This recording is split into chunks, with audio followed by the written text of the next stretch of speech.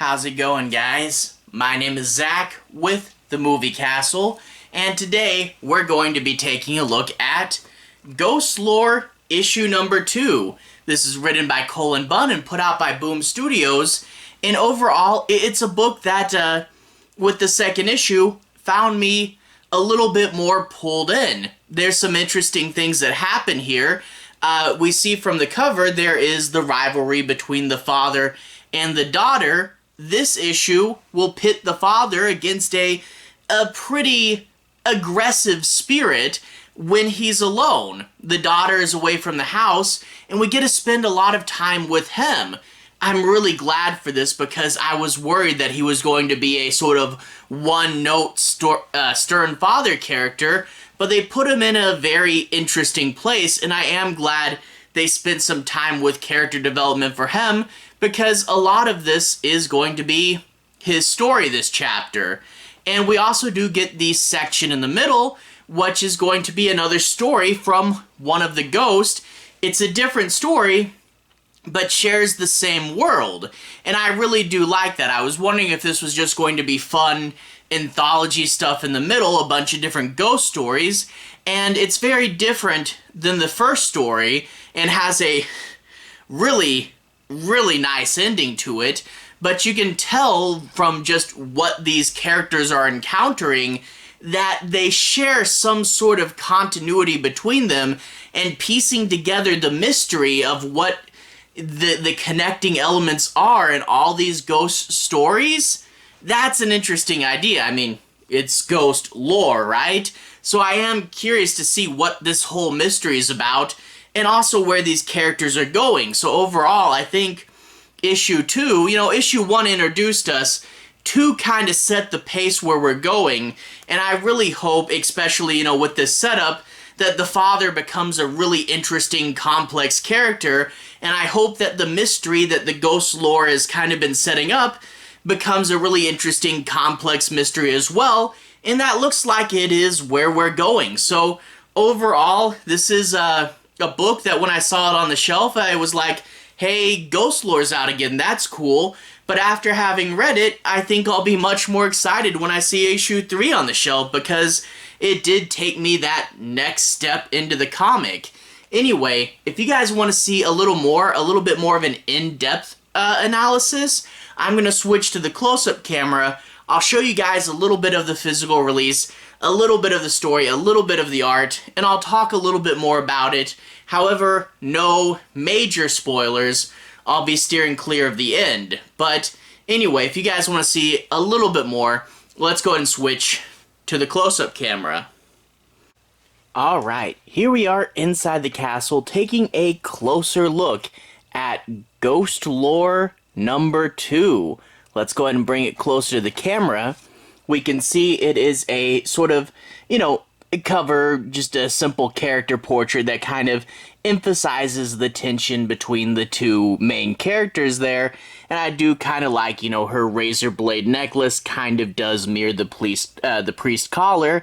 And above it, this nice purple color.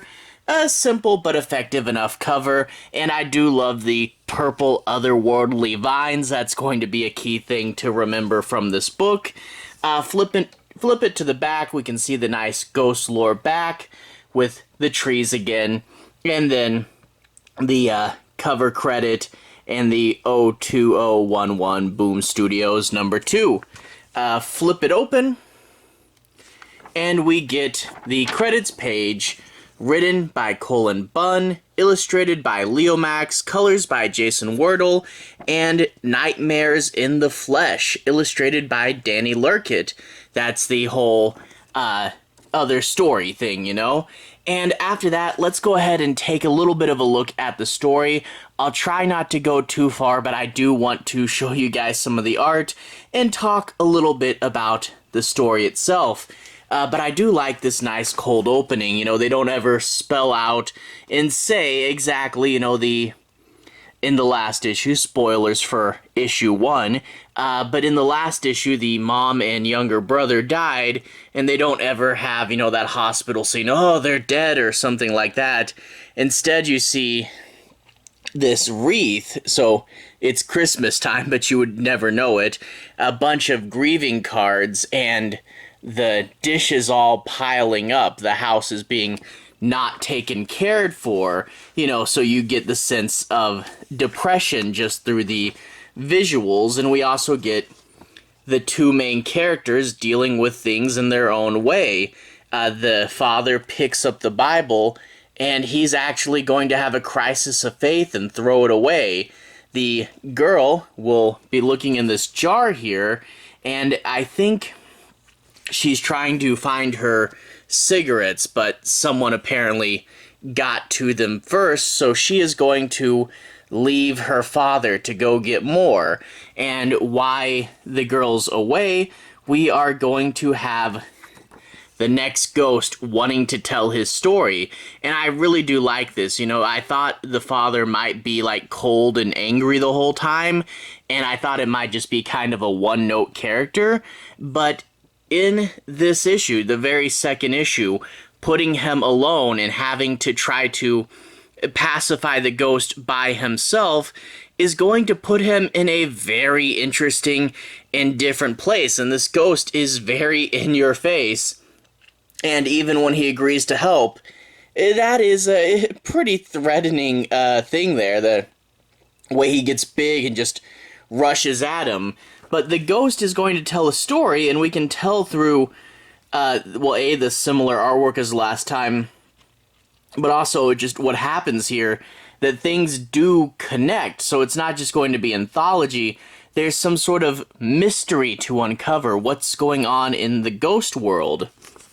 But we saw that the guy was dressed up as a surgeon, his ghost, and we see a hospital. This woman's going to die of cancer, and before the operation, the guy's going to say, the husband, hey, look, my wife's always been special, but ever since she got this brain tumor, she's been developing strange powers.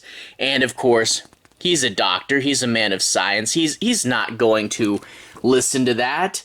Well, believe it or not, this all happens before the staple. We get a crazy event.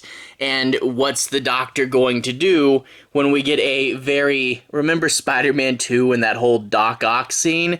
Yeah, things are going to go nuts in the surgical room. But yeah, like I said, this is all before the staple, which is about the halfway point.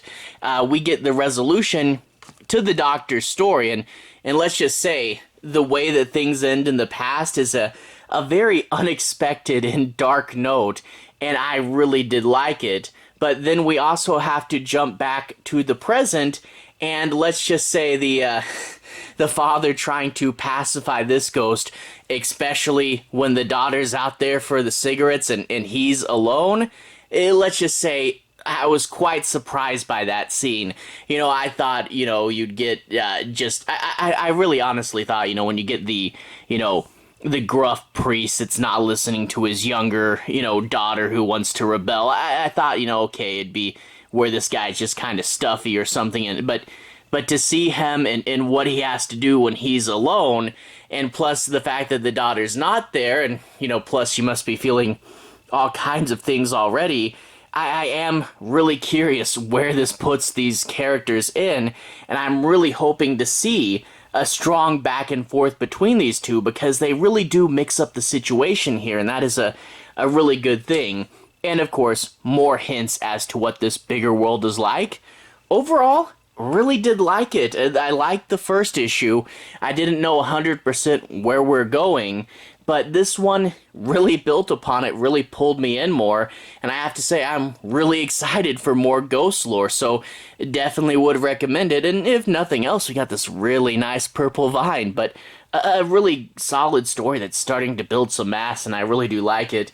Anyway, to everyone who's watched so far, thank you for watching. To everyone who's liked and subscribed, thank you. You really are helping the channel out.